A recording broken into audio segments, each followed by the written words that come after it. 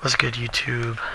Today we're going to be taking a look at the man beater out of the Northern Illinois playbook and how easy it is to beat man this season.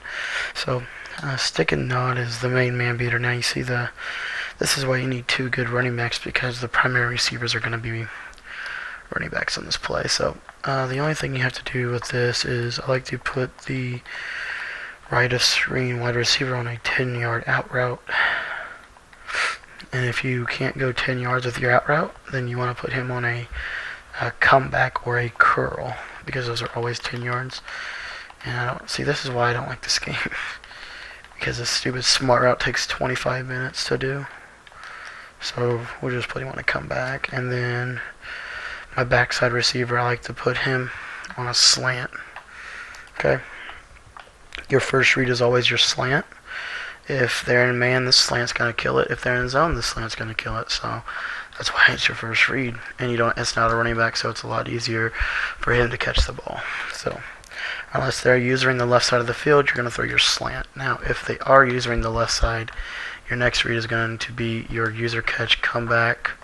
And you see you got a one-on-one, and I should be able to catch that every time to that wide receiver right there.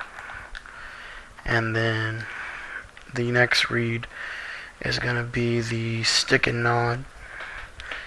And actually, guys, I'm going to have to take a quick break. I'll be right back. Just one sec. Alright, guys, my bad. I was so sorry about that. So, the third read on this play is going to be the little in route, that Turner runs, and it normally will beat man 95% of the time. It's somewhat similar to the stick and nod route, just a little shallower.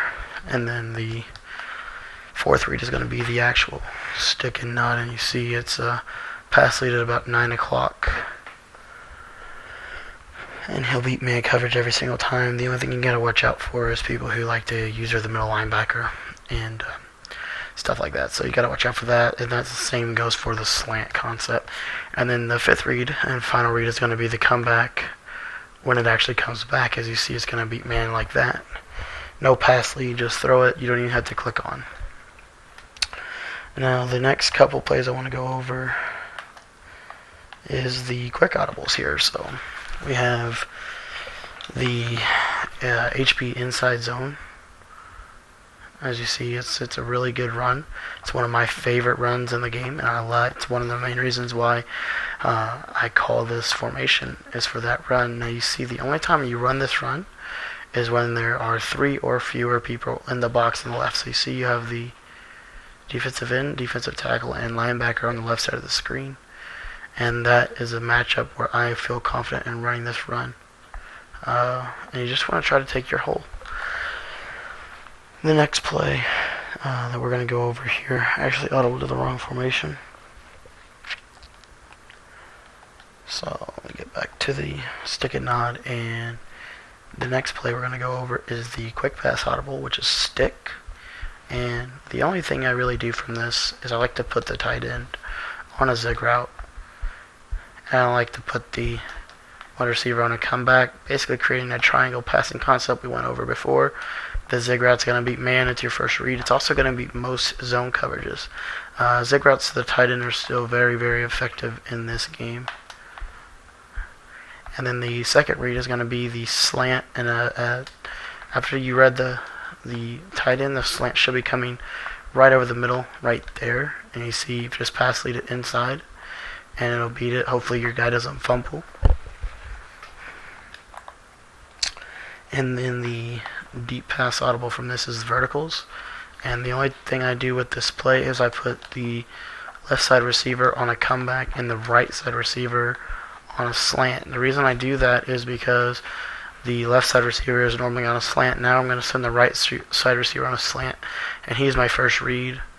And so you see here, it's going to beat man coverage. Also, you can block the running back if you want, or you could leave him on that pattern. It just depends on what you want to do. I don't really care. I don't really do. It kind of just changes based on the situation, whether I block him, whether I leave him on that route, whatever. But you see that that's your first read is a slant. The second read is whether or not you can use or catch that comeback against man coverage. You won't always be able to. So you just need to make a read. If it's zone, I would not throw it just because you have route combinations on the backside that will be able to beat zone coverage. So against like coverage D or something where they have that both of those two first reads covered, the X receiver is going to get in a really tender spot. And you see, you don't even have to click on, just pass lead him to the inside, and he'll get open. And last but not least, the play action audible is this play. And the wheel route is going to beat man again this season. And the only thing I like to do different is I like to put the running back on a blue route. And you see the wheel route, you're going to pass lead it, and you're going to click on. You got to click on and go underneath it for it to work properly. So I saw that's exactly what I did there. Then the second read is going to be the tight end on that drag route. So see, okay, that's not there, and that's not there. So I go to my third read, and the wide receiver on that in route is normally going to be open. You could put the tight end on a zig, but I like the drag because he's been on a zig on almost all of the other setups. So, you know, you don't want to run the same routes all game. That's why I like the drag. And then the last read is going to be the deep post route. Pass lead it to the inside. It's money all season. It's been money for like the last 3 or 4 years. So anyways, guys, that does it for the man beating formation out of this. Thanks for watching, and we'll see you next time. Thanks, guys.